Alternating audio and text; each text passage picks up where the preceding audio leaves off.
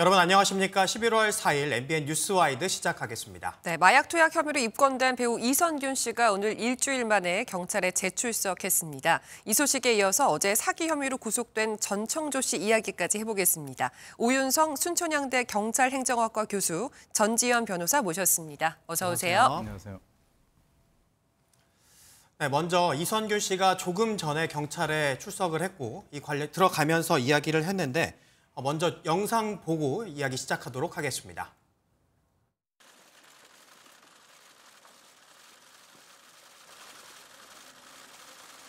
예, 많은 분들께 심리적 끼쳐드린 점 다시 한번 진심으로 사과드립니다. 예, 오늘 조사 과정에서 성실하게 임하겠습니다. 다시 한번 모든 분들께 진심으로 죄송하다는 말씀드립니다. 모바일 정밀 검사 음성 나왔는데 결과 확인하셨습니까? 기억하는 사실대로 솔직하게 다 말씀드리겠습니다. 죄송합니다. 음성 결과에 대해서는 어떻게 생각하십니까? 그것 또한 오늘 가가지고 솔직하게 다 답변드리겠습니다. 감사합니다. 마약 투약한 사실은 있습니까? 네, 조사 과정에서 다 솔직하게 말씀드리겠습니다. 2차 소환 조사에서 어떤 부분 좀 설명하실 예정이신가요? 국민의 안전한 삶을 위협하는 흉악 범죄에 강력히 대응하고 경찰의 수사 역량을 한층 더 높여 서민을 눈물짓게 하는 민생 침해 범죄, 더욱 교묘해지는 마약, 사이버 범죄 등으로부터 국민을 지켜내겠습니다. 네, 배우 이선균 씨가 일주일 만에 경찰에 재출석했는데 사실 지난주와 같은 이야기를 했다고 봐도 무방할 정도로 비슷한 이야기를 했습니다. 많은 분들께 심려를 끼쳐드린 점 죄송하다. 하지만 또 인정한 여부에 대해서는 이야기를 전혀 하지 않았는데 먼저 오윤성 교수님, 사실 오늘도 뭐 어떤 이야기를 할 거라고 기대는 없었지만 뭐 그런 혐의에 대해서는 이야기를 하지 않았고 그리고 이제 중간에 나왔던 게 보면 질문에 이 간이 검사에서 음성이 나왔다라는 얘기가 있거든요. 예. 그렇다면은 이게 마약 투약 사실이 없었다 이렇게 볼 수가 있는 건가요? 일단 이제 간이 검사에서는 음성이 나왔었고요. 그리고 지난 28일에 압수수색 영장을 이제 쳐서 25발을 약 한 길이가 8에서 10cm 정도 되는 것을 한 100개 정도를 채취해서 세척하고 그것을 가지고 이제 구간 감정을 해 본 결과 네. 영장에 기재된 그 대마 또는 향정 모두 음성, 즉 다시 말해서 긴급 정밀 감정 결과도 음성으로 나왔다는 거죠. 그런데 통상 이게 한 달에 모발이 1cm씩 자라니까 적어도 이 의미는 이 감정 이전 최소 한 8달에서 10달 정도는 마약을 하지 않았다라고 하는 그런 의미로 우리가 볼 수 있는데 그런데 이것을 마약 투약 사실이 전혀 없었다라고 얘기하기는 어렵죠. 왜냐하면 10달 이전에 만약에 마약을 했다라고 하는 것은 밝혀지지 않았으니까.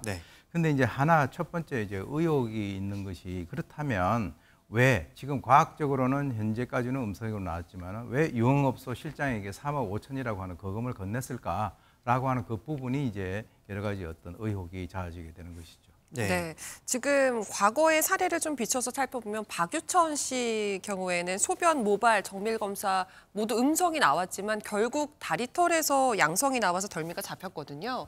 그렇다면 이선균 씨도 아직 채모에 대한 분석 결과는 나오지 않은 상황이니까 섣부르게 뭐 했다 안 했다 판단하기는 어려운 상황인 것 같아요. 그렇습니다. 왜 그러냐면 이제 아까 말씀하셨던 그 박유천 씨 경우 같은 경우도 소변 그리고 모발 정밀 검사에서 음성이 나왔었어요. 그런데 나중에 이제 다리털에서 양성 반응이 나와서 덜미를 잡힌 적이 있거든요. 그래서 이 경찰은 지금 현재 이선균 씨의 다리털을 이제 확보를 해서 정밀 검사를 지금 현재 의뢰를 한 상태이기 때문에 추이를 좀 지켜보자라고 하는 그런 의미이긴 한데, 근데 이제 좀 만약 여기에서도 음성이 나오게 된다. 그렇다면 이 경찰의 여러 가지 수사가 좀 무리하지 않았냐라고 하는 그런 비판을 받을 수 있고 또 이제 이 마약 수사가 또 새로운 국면에 접어들 수 있는 그런 그 상황이 되는 것이죠. 전지현 변호사님, 이 변호인의 측면에서 말씀을 해주시면 좋을 것 같은데 지금 사실 아까도 말씀을 드렸지만 어떤 혐의에 대해서는 인정도 부인도 하지 않았고 그렇다면 이거는 어떤 결과가 나오는지 한번 지켜보겠다라는 판단을 기다리는 것 같아요. 네, 아까 이선균 씨가 들어가면서 솔직하게 모두 답변 드리겠습니다 이렇게 말은 했지만은 가서 솔직하게 얘기하지는 않을 것 같아요. 뭐 물론 진실이 우리가 뭔지는 알 수가 없지만 저번 일요일 날 이성균 씨가 1차 조사를 받았었잖아요. 그때 경찰 관계자를 통해서 나온 얘기가 뭐냐면은 뭐 진술을 거부했다 이렇게 얘기를 나왔어요. 그러니까 뭘 물어봤는데 대답 안 했다는 얘기잖아요. 네. 그랬더니 변호인단에서 바로 발끈하면서 뭐라 그랬냐면은 앞으로 우리는 조사에 성실히 응하겠다 이렇게 얘기를 했는데 예. 조사에 성실히 응하겠다고 하는 거는 나오는 증거를 봐서 적절하게 법리적인 대응을 하겠다는 얘기거든요. 그러니까 그게 또 변호인 발을 통해서 나온 거기 때문에 예. 그래서 지금까지 간이검사, 모발 정밀검사 다 음성이 나온 상황에서 적어도 마약 흡입 부분에 관해서는 이성균 씨에게 무엇이 진실인지 솔직한 대답을 받기는 어렵겠다는 그렇게 볼 수 있겠고 예. 다만 그 뭐 3억 건너간 부분에 대해서 공갈 혐의로 고소한 부분 그것과 관련해서는 뭐 주로 얘기가 나올 수가 있겠지만은 지금 일단 마약 혐의에 대해서 아직 미지수잖아요. 여기에 대해서는 뭐가 진실인지 그래서 그 3억과 마약 투약과의 어떤 관련성이 있는지 거기에 대해서는 확실하게 결론이 안 날 것 같습니다. 네. 앞으로 좀 풀어야 할 숙제가 많은 것 같아요. 특히 말씀해 주신 것처럼 그 유흥업소 실장인 A씨와의 관계가 뭐였는지 또 왜 3억을 건넸는지 공갈 혐의로 협박을 당한 건 왜였는지 이런 것들이 좀 쟁점이 될 것 같아요. 저도 공갈 혐의가 너무 궁금한 거예요. 네, 이게 네. 고소장을 어떻게 썼는지는 모르겠는데 공갈을 했다는 거는 누군가를 이렇게 협박을 해가지고는 돈을 받아냈다는 건데 3억 원이라는 돈을 받아냈단 말이에요. 지금 이게 유흥업소 실장 휴대폰하고 무슨 계좌 같은 거 조사를 하다가 지금 이성균 씨한테로부터 3억 원 건너간 그 내역이 나와가지고 이성균 씨한테까지 그 수사가 번진 거잖아요. 그래서 네.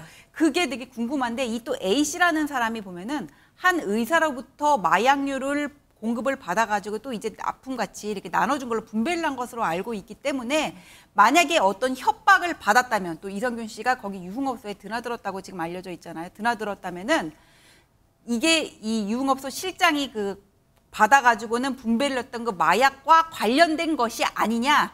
이게 지금 경찰이 풀어야 될 숙제인데 이거는 마약 혐의에 관한 이성균 씨에 관해서 이게 진짜 뭐 흡입을 했다는지 공급을 받았다는지 이 부분들이 명확히 나와야지 그 부분까지 풀 수가 있는 건데 지금 이 상황에서는 이성균 씨의 일방적인 진술밖에는 의지할 수가 없다 그렇게 보입니다. 네. 그런데 이해가 가지 않는 부분이 결국은 이 3억 원을 줬잖아요. 네. 준 거는 이제 맞는 건데 그렇다면은 스스로도 뭔가 좀 이렇게 캥기는 게 있어서 그런 거 아니냐라는 사실 그런 추론을 해볼 수 있지 않을까 생각은 들거든요. 스스로 캥긴다는 건 이성균 씨요? 네, 이성균 씨 본인이. 근데 이게 마약 혐의로 관해가지고는 뭔가 입건되기 전에 내사를 받는 상황에서 지금 고소를 한 거잖아요. 네네네. 그래서 3억이 건네간 것 자체는 지금 부인을 할 수가 없은 상황에서 협박을 당했다고 고소를 한 거기 때문에 네. 고소를 한 거기 때문에 이게 정말 피해자로서 고소를 한 건지 아니면은 마약 같은 경우에는 검사 결과가 아직 나오지 않은 상황이니까 어떤 위기 상황을 모면하기 위해서 일단 고소를 한 건지 본인에 대한 그런 비난 가능성이라든지 형량을 줄이기 위해서 고소를 한 건지는 일단 상황을 지켜보고 판단해야 될 것 같습니다. 네. 지금 어쨌든 이성균 씨는 마약을 했다 안 했다 이런 것에 대해서 명확하게 얘기를 내놓지 않고 있는 상황이지만 이분은 좀 다릅니다. 가수 지드래곤은 마약 투약한 적 없다 강력하게 부인하면서 오히려 경찰에 자진 출석하겠다고까지 하고 있거든요. 이것도 어떤 일종의 전략이라고 봐야 할까요? 글쎄요. 지금 이제 아까 이성균 씨의 경우하고는 지금 상당히 좀 상반되는데 실제 그 지 드래곤 측에서 선임한 그 변호인 팀에서는 이런 입장을 냈습니다. 그래서 신속하고 공정한 수사 진행을 위해서 11월 6일 날 인천경찰청 광수대 마약범죄 수사기에 자진 출석해서 수사에 적극적으로 임하겠다라고 얘기를 하면서도 지금 이제 사실 이 지 드래곤 씨와 관련돼 있는 그 여러 가지 어떤 소문들이 많이 떠들고 있지 않습니까? 그래서 이제 그쪽에서는 이렇게 얘기를 하고 있죠. 근거 없는 허위 사실이 유포돼서 이 권지용 씨에게 돌이킬 수 없는 피해가 가는 것에 대해서 언론 미디어에서 책임 있는 자세를 가져주기 바란다. 예. 그리고 이제 사실에 근거하지 않는 추측성 보도에 대해서는 허위 사실 유포, 명예훼손으로 끝까지 초강경 대응을 하겠다. 이렇게 이 입장을 밝혔습니다. 그러니까 이제 아까 말씀드렸던 대로 지금 이제 지 드래곤 측에서는 오히려 이제 이것을 갖다가 수세적으로 방어를 하는 것이 아니라 아주 공세적으로 네. 나아가겠다라고 하는 그런 의미로 생각이 듭니다. 네. 전 변호사님께 다시 한번 또 질문을 드리자면 이것도 변호인의 입장에서도 질문을 드리자면 사실은 이성균 씨의 대응, 지드래곤 씨의 대응 전혀 다르거든요. 이거는 왜 이런 차이가 좀 있다고 보십니까? 이게 정말 억울해서 뭐 그랬을 가능성도 있고요. 근데 지드래곤 같은 경우에는 처음부터 부인을 하면서 또 고액 변호사를 선임했다는 얘기가 나와가지고는 뭐 이거 서로 뭐 상충되는 거 아니냐 그렇게 얘기를 하는데 뭔가 본인과 관련한 진술이 어디까지 나올지도 모르고 내사 단계가 어느까지 진행되고 있는지도 모르는 상황에서 연예인 같은 경우에는 뭐 크게 위약금 매상이라든지 불이익을 받을 부분이 많잖아요. 예. 그래서 선제적으로 변호사를 선임을 할 수 있는 거고 이걸 가지고 지드래곤이 자기는 자기는 마약을 해놓고 거짓말하면서 뒤에서는 변호사 선임했다 이렇게 우리가 몰아갈 건 아니라고 일단 보고요. 예. 그리고 지드래곤 같은 경우에는 31일 날 이제 인천 경찰청에서 마약 혐의를 적용해서 지드래곤의 통신 내역에 대해서 압수수색 영장을 신청을 했지만은 법원이 범죄 사실이 소명이 부족하다는 이유로 영장을 기각했거든요. 예. 이게 휴대폰 압수, 뭐 주거지 압수도 아니고 그냥 통신 내역 압수 영장인데 이거를 그것도 기각을 기각이 했다는 됐으니까. 말이에요. 그래서 이 소명 단계가 이성균 씨 같은 경우는 휴대폰을 이제 경찰이 확보한 걸로 제가 알고 있거든요. 그 영장을 통해 가지고는. 예. 근데 지드래곤은 그만큼도 못 갔단 말이에요. 그래서